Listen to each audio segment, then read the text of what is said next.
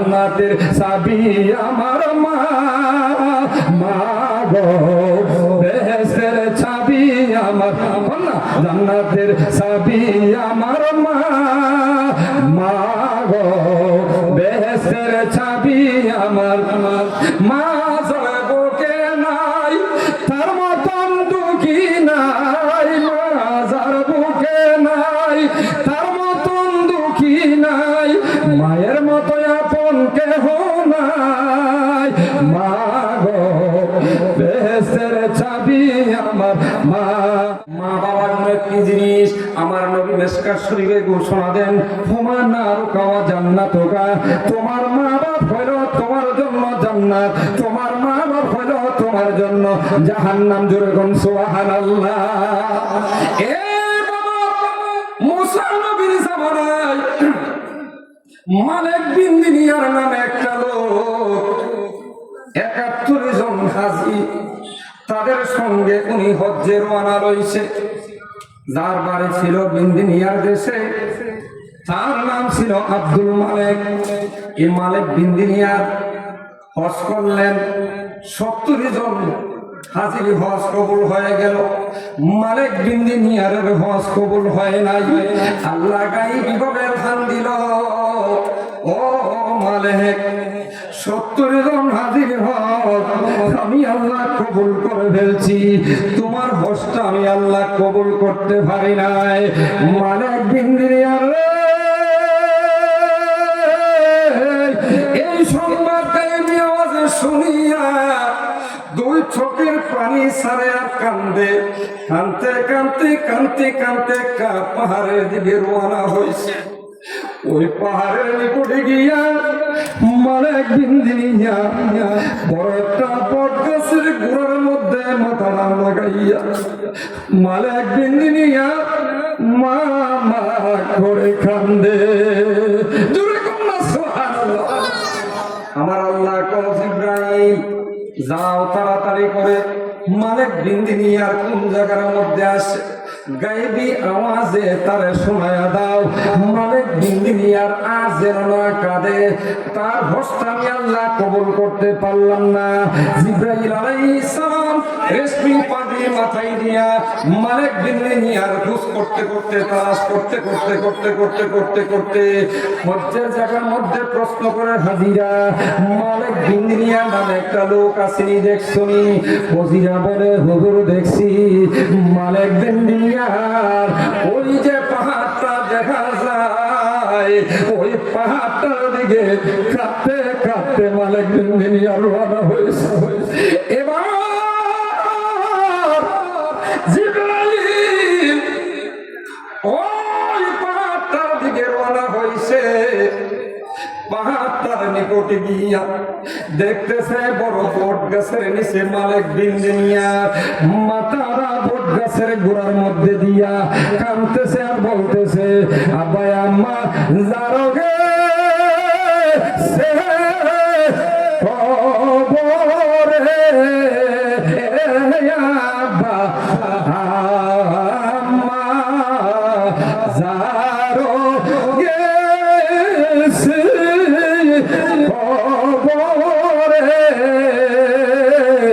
আল্লাহ মাফ কইরা আদি দয়াল নবীর হাতি।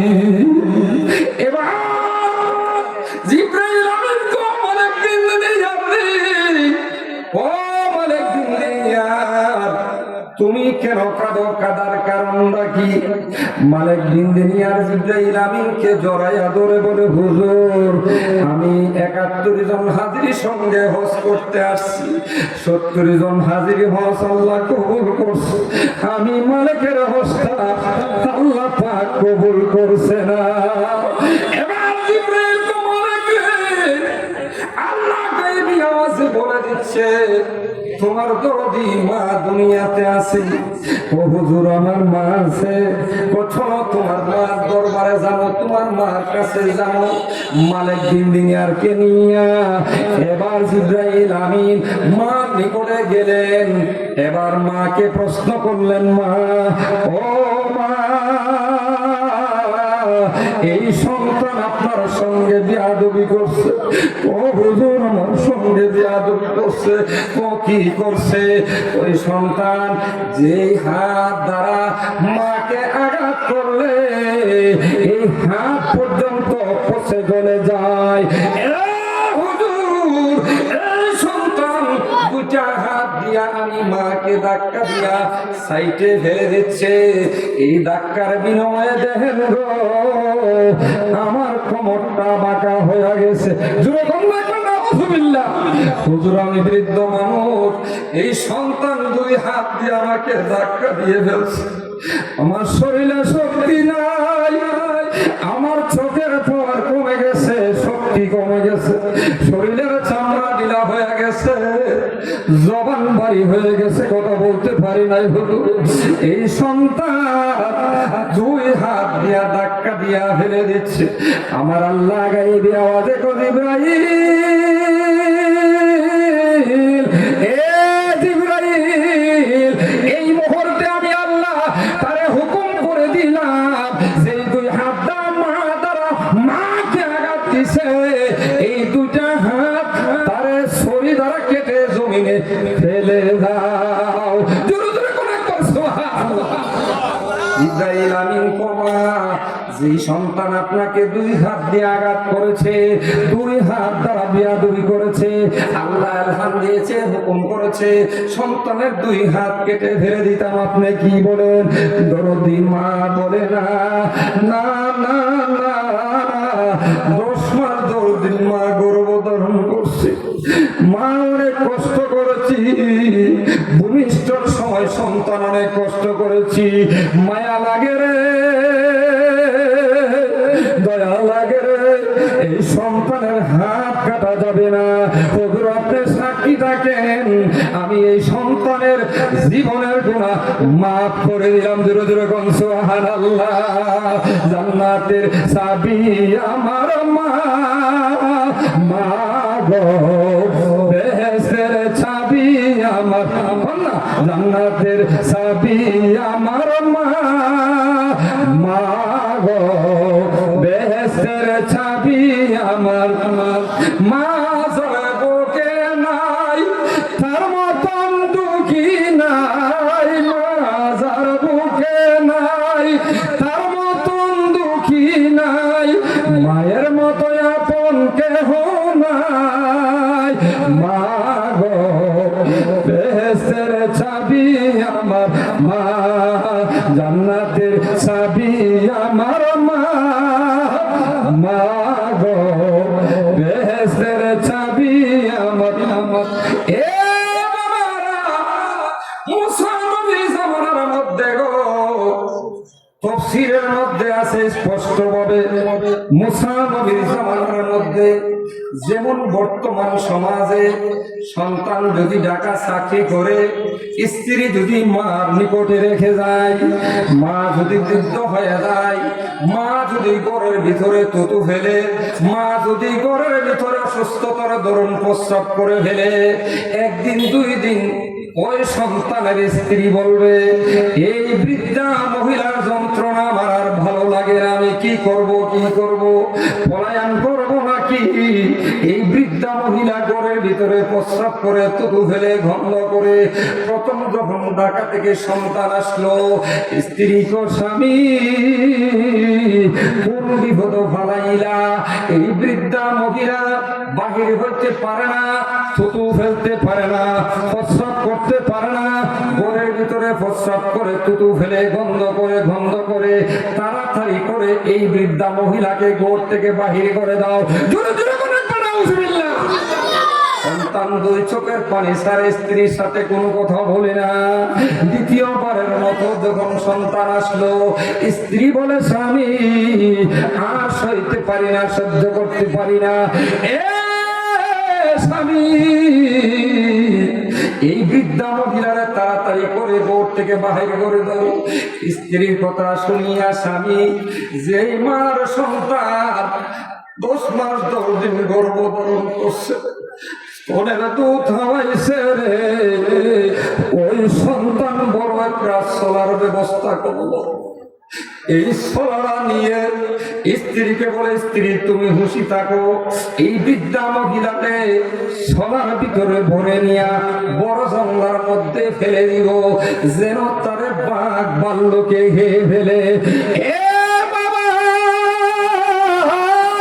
আমি আপনাদেরকে বলতে চাই, যুবক বৃন্দের উদ্যোগে আজকের এই মাহফিল, যদি মা বাবারে কষ্ট দাও রে, আর যদি কিয়ামত পর্যন্ত লক্ষ লক্ষ কোটি কোটি মাহফিল করো, 1 টাকার ফায়দা তোমাদের আমল নামার মধ্যে হবে না। বন্ধু, আমি বলতে চাই, ওই সন্তান 2 মহিনা চলার ব্যবস্থা করলেন, চলার ভিতরে বৃদ্ধা মহিলারা যখন পড়া শুরু করলেন, ওই মা 2 চোখের পানি ছাড়ে আর কান্দে, বাবা বাবা গো, তোমাকে 10 মাস 10 দিন গর্ভধারণ করছি, তোমার ঘুমত আমি ভালাইছি, মাঘ মায়া শিখে আমি উদাম হয়ে রয়েছি, তোমার গতরে আমার গতরের কাপড়টা দিছি গো বাবা। চোখে দেখি না, কানে শুনি না, শরীরের শক্তি কমে গেছে, খেয়ে হয়ে গেছে, কি করবারে বাবা, কি করবো?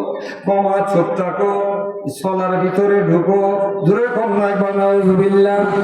এই বৃদ্ধা মহিলা মাকে জোর প্রভোগ স্বামী স্ত্রী মিল্লা সোলার ভিতরে ঢুকাইয়া সন্তান সোলার মুখটা বান দিলেন, দিয়া সন্তান কাদের মধ্যে লইলেন, কাদের মধ্যে লইয়া বড় জঙ্গলার দিকে রওনা হয়েছে। বৃদ্ধা মহিলা জবানটা দিয়া বলতেছে, আল্লাহ আল্লাহ আল্লাহ আল্লাহ, জোরে জোরে কয়েকবার সুবহানাল্লাহ। সন্তান এই মারে সোলা কাঁদে নিয়া বড় জঙ্গলার মধ্যে সন্ধ্যাবেলা জঙ্গলার ভিতরে ফেলে যখন বাড়ির দিকে রওনা হয়েছে, ওই মা সোলার ভিতর থেকে 2 হাত উঠাইয়া আল্লাহকে বলতেছে, ও আমার আল্লাহ, আমার জাদু মনি রে, আমার সন্তানরা ওই সালামতে বাড়িতে বসায়া দিয়ে। এবার আল্লাহ বলে, জিবরাইল আর সহ্য করতে পারি না রে, আর সে আজিম থর করে কাঁপতেছে, ভূমিকম্প শুরু হয়ে গেছে। যেই মা আমি আল্লাহ করে একটা ডাক দিছে, দিয়া সন্তানের জন্য দোয়া করতেছে, যেমন যুবক বৃন্দের উদ্যোগে মৃত ব্যক্তিদের স্মরণে মাহফিল, আজকের মাহফিলে দোয়া হবে রে। যার মা নাই, বাবা নাই, দাদা নাই, দাদি নাই, পূর্বপুরুষ নাই, জীবনের ঘুম সিনার গুরুস্থানে ঘুমাইতেছে, এই মাহফিলে দোয়া হবে রে। হয়তো পারে এই দোয়ার বিনিময়ে সমস্ত কবরবাসীর জীবনের গুনাহ মাফ হইতে পারে। জোরে করে বল সুবহানাল্লাহ। এবার আল্লাহ ডাক দিয়া গো, ও জিবরাইল, যা আমার সংবাদটা সন্তানের কানে লাগাইয়া দে। জিবরাইল আমিন মা যে বলছে, আল্লাহ আমার জাদু মনিরে সই সালামতে বাড়িতে পৌঁছাইয়া দি। এই সংবাদটা সন্তানের কানে যখন লাগাইয়া দিল, অর্ধ রাস্তা থেকে সন্তান 2 চোখের পানি ছাড়ে কাঁদতে কাঁদতে কাঁদতে কাঁদতে কাঁদতে কাঁদতে ওই জঙ্গলার ভিতরে ঢুইকা দেখতেছে মার এই সোলার বান্দা আল্লাহ পাকের ফেরেশতারা হুইলা রাখছে। জোরে কন্যা সুবহানাল্লাহ। মার সোলার বান্দা, মুখের বান্দা হুইলা রাখছে। মা সোলার ভিতর থেকে সন্তানের নাম লইয়া ডাকতেছে আর কাঁদতেছে। এবার সন্তান ওই মাকে সোলা থেকে বাহির কইরা মার গলার মধ্যে আঞ্জারা দইরা, কম্মা মা গো, আমি বুঝতে পারছি না, আমি ভুল করেছি, অন্যায় করেছি। মা আমার স্ত্রীর কথা আমি সইতে পারছি না, আমি আমি ভুল করেছি, অন্যায় করেছি। মা চলো মাকে কাঁধে করে নিয়ে বাড়ির মধ্যে গরম পানি দিয়া গোসল করাইলেন, দুধ দিয়া গোসল করাইলেন। এই মা যতদিন বেঁচে রয়েছে ওই সন্তানের জন্য দোয়া করছে, আল্লাহ আমার সন্তানদারে ইহকাল পরকালের নাজাতের ফয়সালা দিও। সুবহানাল্লাহ। মার দোয়া আল্লাহ পাক ওলি বানান, আবার মার দোয়া সন্তান দুলিশাত হয়ে যায়, ধ্বংস হয়ে যায়। মার দোয়া ওলি হয়ে যায়, মার দোয়া ধ্বংস হয়ে যায়।